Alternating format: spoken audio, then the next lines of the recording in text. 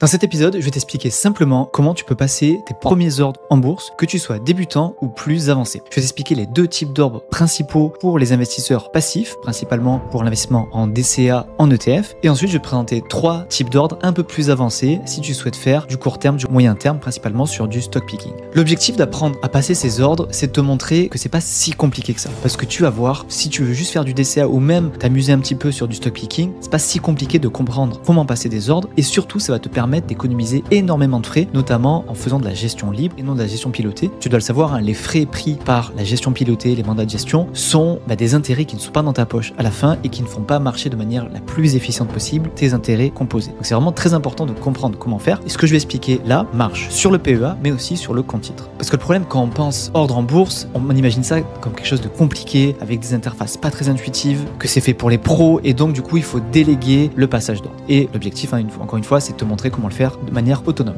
Alors je vais te montrer ça sur le courtier Bourse Direct qui sponsorise cet épisode. C'est mon PEA que j'ai depuis le début que j'investis, donc presque une dizaine d'années. C'est un courtier sur lequel je suis très satisfait pour mon PEA et on va utiliser donc mon PEA Bourse Direct pour faire les exemples. Et en fin d'épisode, je t'expliquerai un petit peu plus mon partenariat avec Bourse Direct et surtout ce qu'ils proposent en ce moment et qui pourrait être intéressant pour toi. Donc pour cet épisode et cet exemple, je vais prendre donc un ETF pour les deux exemples d'ordre, on va dire, pour débutants, et ensuite je vais prendre une action en stock picking pour les ordres un petit peu plus avancés. Donc là, par exemple, si je veux le WPEA, qui est du coup un des nouveaux ETF monde, qui est avec des frais très intéressants et qui fait beaucoup parler, il est maintenant d'ailleurs disponible sur Bourse Direct depuis peu. Quand vous arrivez là, vous avez le choix entre ordre classique et ordre expert. Donc pour les deux types d'ordres débutants, on va aller plutôt sur les ordres classiques, et sur les trois types d'ordres avancés, on va plutôt aller voir les ordres experts, mais dans un second temps. Donc pour les ordres classiques, on clique là, et puis si vous êtes sur Bourse Direct, vous mettez ce souvenir de mon choix si jamais vous êtes sûr d'utiliser le même type d'ordre. Et on arrive ici, donc on va sélectionner notre compte, et pour faire un achat, donc pour les débutants, avant ça, il faut quand même comprendre les bases du carnet d'ordre, parce que c'est ça qui va permettre de comprendre en fait comment fonctionnent même les ordres vraiment les plus basiques. Donc ici, vous voyez le carnet d'ordre dans notre exemple là, pour cet ETF. On a en fait une colonne avec les prix d'achat, donc les meilleurs, les offres d'achat que proposent ceux qui veulent acheter, et dans une autre colonne, les offres de vente que proposent du coup ceux qui veulent vendre les ETF. Et vous avez toujours à côté du coup une quantité associée au prix d'achat ou de vente associé. Et du coup, il y a transaction uniquement quand l'ordre d'achat rejoint l'ordre de vente. Et pour mieux le comprendre, on va commencer avec du coup l'exemple le plus classique, disons un ordre marché. Donc disons qu'on va acheter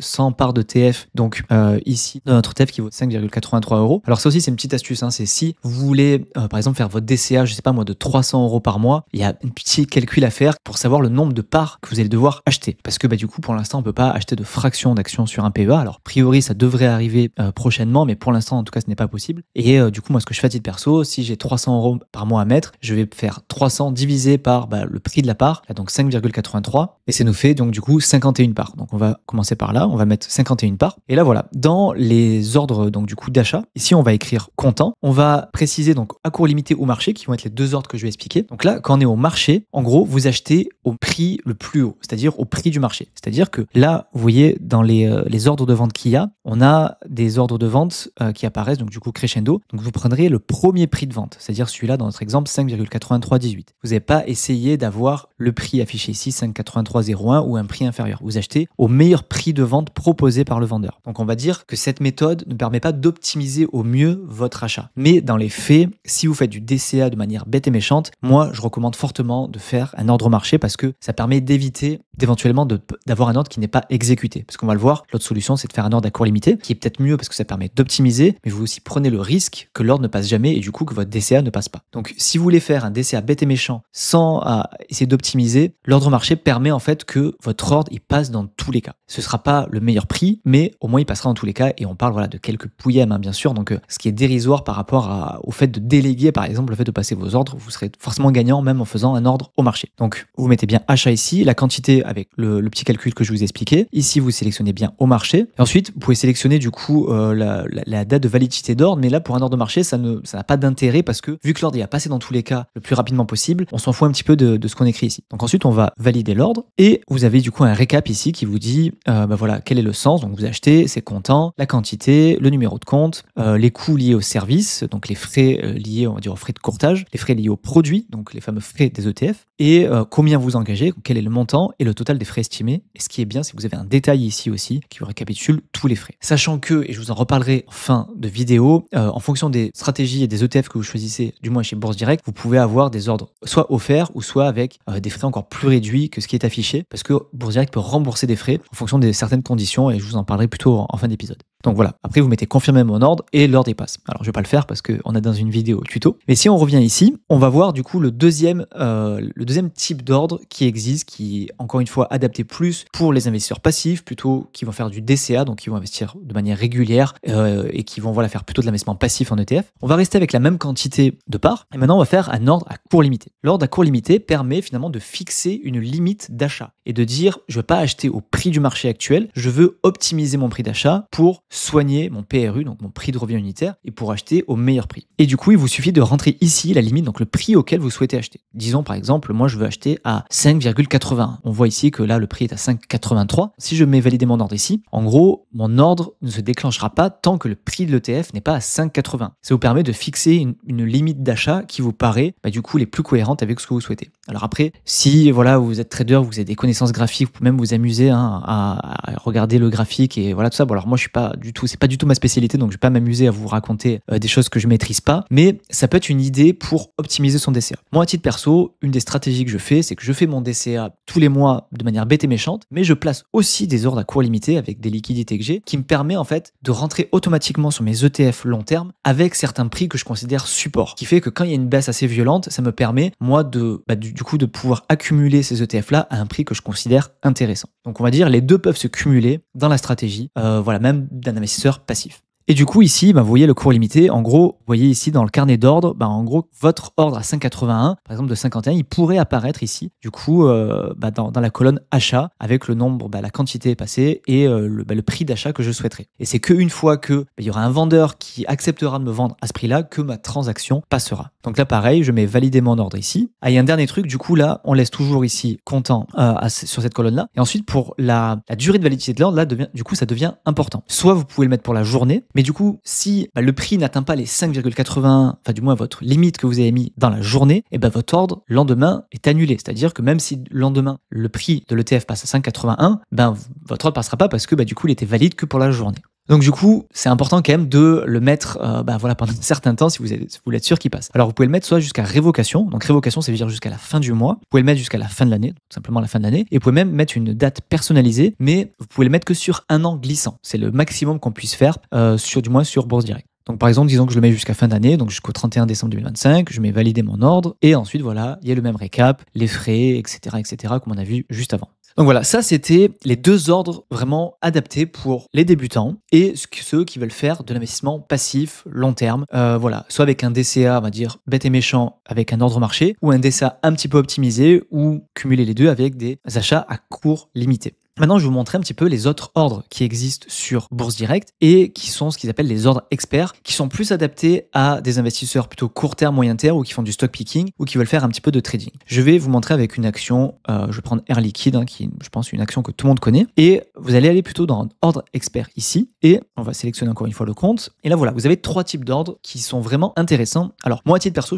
vous devez le savoir, je suis plutôt pro ETF et investissement long terme passif, mais j'ai quand même une partie de mon portefeuille qui est en stock picking et sur lequel je m'amuse un peu et sur lequel je m'amuse un petit peu avec ces ordres-là. Alors ça représente une très faible partie de mon portefeuille, mais je trouve que c'est quand même super intéressant de vous en parler. Déjà pour votre culture générale, si vous ne le connaissez pas, et si jamais vous souhaitez bien sûr avoir une petite partie de votre portefeuille aussi pour faire un peu stock picking et faire du court terme ou moyen terme, je pense que c'est des notions très importantes à connaître. Donc là, on va commencer par le stop loss. En gros, le stop loss, l'objectif, ça va être de passer un ordre d'achat, donc en général à court limité, ou au marché, peu importe, maintenant que vous avez compris les deux, et surtout de prévoir tout de suite l'ordre de vente. Donc l'ordre de vente qui aura pour objectif de vous protéger d'une perte. Donc en fait, on va mettre un ordre de vente pour vous dire, ok, si ça baisse à ce prix-là, ça vend automatiquement et ce qui me permet de me protéger d'une plus forte baisse. Donc là, par exemple, on va prendre on est sur Air Liquide. Disons que j'ai 500 € à mettre, ça me fera à peu près 3 actions. On va prendre un ordre marché, même si bien sûr, tu le sais, tu peux faire aussi un ordre à court limité,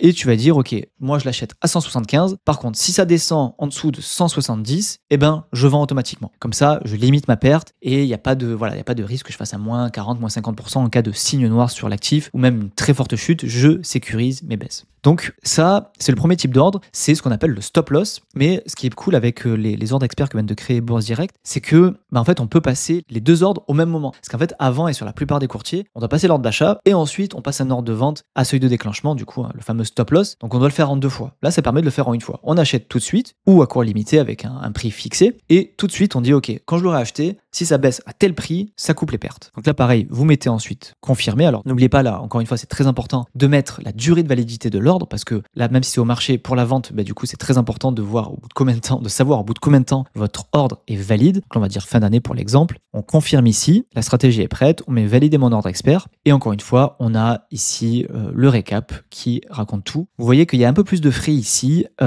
voyez qu'il n'y a pas de coût lié au produit parce que sur les actions, contrairement aux ETF, il n'y a pas de frais. Par contre, vu que c'est une action française, il y a cette fameuse taxe sur les transactions financières, la TTF, à 0,4% qui fait assez mal, alors en plus des frais de courtage. D'ailleurs, TTF qui a augmenté l'année dernière, qui est passé bien sous les radars, mais avant elle était à 0,3, elle est passée à 0,4 maintenant. Ça fait quand même assez mal si vous investissez sur des actions françaises. Donc ça, c'était le premier ordre expert, on va dire, pour les personnes avancées. Ensuite, il y a un autre ordre qui est très intéressant, qu'ils appellent le take profit et qui vous permet en fait de placer 3 ordres en même temps. Vous avez l'ordre d'achat qui est au marché ou à court limité, comme on a vu plutôt pour les parties débutants. Et tout de suite, vous pouvez mettre 2 ordres de vente. Un ordre de vente qui sécurise vos profits et un ordre de vente qui coupe les pertes. Ça vous permet de vous dire, ok, j'achète aujourd'hui, là, on est à 175, je l'achète au marché, ok. Par contre, si ça baisse en dessous de 170, je vends. Et si ça monte à 180, je vends aussi. Comme ça, si vous avez vraiment une sorte de range qui est placé et qui vous dit, ok, si ça baisse en dessous de ça, moi c'est vendu, je coupe mes pertes. Et si ça monte au-dessus de ça, parce que je considère qu'au-dessus de ça, il risque d'y avoir ce qu'on appelle une résistance et du coup que ça rebaisse, et je sécurise mes profits. Donc ça vous permet d'avoir finalement 3 ordres passés en même temps, avec l'ordre d'achat et 2 ordres de vente, avec un take profit, un truc qui sécurise vos gains, et un truc qui limite vos pertes, donc un stop loss, qui est finalement l'ordre qu'on a vu juste avant. Donc comme d'habitude, vous mettez la quantité, voilà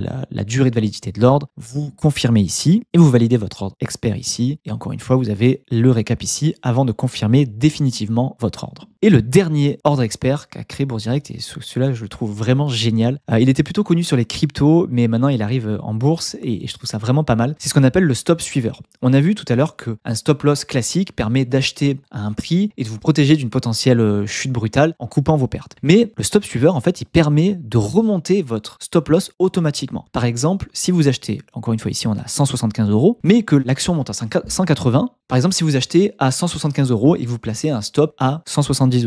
Donc en gros, quand ça descend à 170, vous coupez vos pertes. Mais imaginons que l'action monte à 180. Du coup, votre stop il est à 170, il est quand même bien plus bas que le profil latent que vous avez eu. Et du coup, le stop suiveur permet d'augmenter automatiquement le stop. Il vient se caler en dessous de la valeur actuelle. Donc dans notre exemple, si l'action, vous l'achetez à 175 et qu'elle monte à 180 et que votre stop est placé à 170, votre stop suiveur, il peut monter à 175. C'est-à-dire que si l'action baisse à 175, vous coupez vos pertes et finalement, vous avez sécurisé une plus-value sans rien faire. Ça se fait automatiquement. Sinon, vous le voyez ici sur le graphique, pour ceux qui sont sur YouTube, vous voyez que le stop suiveur, il s'ajuste automatiquement en fonction de l'évolution de l'action. Et en gros, la seule data que vous avez à renseigner quand vous passez votre ordre, c'est de savoir quelle est la variation sur laquelle s'ajuste le stop. Est-ce que vous voulez que ça s'ajuste à 5% en dessous du cours, 1% en dessous du cours, 2% en dessous du cours? C'est juste ça qu'il faut décider. Ça veut dire que si j'achète une action qui vaut 100 €, le stop, il est automatiquement placé à 97, mais s'il monte à 110, du coup, il va s'ajuster à 106 € à peu près. Alors, je fais des calculs approximatifs, mais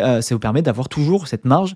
Et en gros, s'il n'y a pas trop de volatilité et qu'il augmente de manière assez linéaire, vous sécurisez vos profits automatiquement en fonction de l'évolution du cours. Et dernière data aussi importante, du moins c'est comme ça que ça se passe sur ce courtier-là, c'est que le niveau de stop va se réajuster automatiquement dès qu'il y a 0,5% de hausse sur la valeur. Donc ça, c'est un truc qui n'est pas modifiable. Pour que le stop suiveur puisse s'ajuster, il faut qu'il y ait au moins 0,5% de hausse. Mais par contre, vous pouvez déterminer quel est le pourcentage entre le cours actuel et votre stop que vous déterminez. Donc là, ils mettent 1 ou 2% de manière automatique, mais si vous voulez mettre 10%, vous pouvez tout à fait le faire. Et au moins, ça vous laisse une certaine marge pour protéger votre ordre expert. Ensuite, pareil, vous mettez valider et vous avez pareil les mêmes datas avec le récap ici. Donc voilà pour ces 5 types d'ordres en bourse qui existent. Donc je récapitule les 2 ordres vraiment faits pour les débutants et investisseurs passifs, principalement pour les ETF long terme. Ça va être l'ordre marché, quand vous les faites un DCA de manière standard, bête et méchant. Vous avez vu, c'est pas trop compliqué. La seule manip que vous avez à faire, c'est de calculer finalement le nombre de parts à acheter par rapport à votre montant à allouer mensuellement. Donc si vous avez 200 € à mettre tous les mois et que l'ETF vaut 10 €, vous faites 200 divisé par 10, donc vous achetez 20 parts, vous mettez ordre marché et puis vous passez l'ordre et c'est tout. Ça prend vraiment 1 minute par mois. Ensuite, vous avez l'ordre à court limité qui est un ordre un peu plus optimisé mais qui est aussi fait pour les investisseurs long terme et passifs où là, au lieu d'acheter au prix de marché, vous allez déterminer un prix d'achat. Donc là, l'avantage, c'est que vous allez pouvoir optimiser vos prix d'achat. Par contre, vous avez aussi le risque que l'ordre ne passe pas si du coup la valeur de l'ETF continue de monter. Vous avez quand même un risque du coup que l'ordre ne se déclenche jamais. Et ensuite, vous avez les 3 ordres experts qui sont plutôt faits pour les investisseurs plus actifs, court terme, moyen terme, plutôt adaptés au stock picking. Et avec du coup le stop loss où vous allez protéger vos pertes, vous allez passer un ordre d'achat, vous dire ok, si ça descend à tel prix, je coupe mes pertes et ça se vend automatiquement. Vous avez le take profit où vous allez à la fois passer votre ordre d'achat, mais vous allez passer aussi 2 ordres de vente, un qui va sécuriser vos profits et un qui va couper vos pertes. Et le dernier, qui est un petit peu mon préféré parce qu'il est vraiment pas mal, c'est le fameux stop suiveur. Vous allez passer votre ordre d'achat et surtout vous allez déterminer un pourcentage sous lequel en fait le stop s'ajuste. Alors le stop s'ajustera uniquement si l'action ou l'ETF augmente de 0,5%, mais vous allez pouvoir dire tant que ça dépasse pas, c'est pas dessous X% de la valeur actuelle, et le stop ne se déclenche pas et surtout il s'ajuste à la hausse. Donc ça vous permet de sécuriser les profits si la valeur bien sûr continue d'augmenter et bien sûr de manière complètement automatique. Donc voilà, c'était une vidéo que je voulais faire depuis longtemps pour expliquer, on va dire simplement, comment passer des ordres en bourse pour que vous soyez autonome. Et voilà, j'en profite pour remercier Bourse Direct qui sponsorise cette vidéo et qui vient de créer ces fameux ordres experts. Et du coup, c'est aussi une opportunité aussi pour moi de vous les présenter. Donc si vous voulez tester le PEA Bourse Direct, je vous mets le premier lien dans la description. C'est mon PEA, moi, depuis plus de 5 ans, j'en suis très content. Et si vous passez par mon lien en description, vous aurez le droit à 200 € offerts en frais de courtage pour tous les ordres passés sur Euronext. Et en plus de ça, j'en profite pour parler de la dernière offre que fait Bourse Direct, c'est que tous les ETF iShares, donc maintenant déjà sont disponibles sur Bourse Direct, notamment les ETF Monde, PEA, S&P 500, tout ça, avec des frais vraiment réduits. Et surtout, ils plafonnent les frais à 0,99 centimes pendant un an, jusqu'au 15 septembre 2026. Pendant un an, quel que soit le montant de votre ordre, vous payez qu'un seul euro de frais de courtage. Alors attention, vous allez avoir affiché sur Bourse Direct un montant plus important, mais ils font de manière inverse, c'est-à-dire ils remboursent ensuite, vous payez pas plus d'1 euro. Donc c'est-à-dire si vous payez, vous mettez pour 500 € d'ETF, vous allez payer bien vos 1 euro parce que c'est le prix. Mais par exemple, si vous achetez pour 10 000 € d'ETF, du coup, les frais sont de 0,09%, donc ça vous coûterait 9 €. Donc vous allez voir afficher 9 € mais dans les faits, vous allez payer qu'1 euro parce que Bourse Direct vous remboursera ça. Donc c'est une offre valable uniquement sur les ETF iShares pendant un an. Donc je trouve que c'est quand même une opportunité importante de vous en parler, surtout si vous avez des DCA importants ou si vous voulez rentrer de manière un peu plus forte sur ces ETF là. Et l'autre offre que propose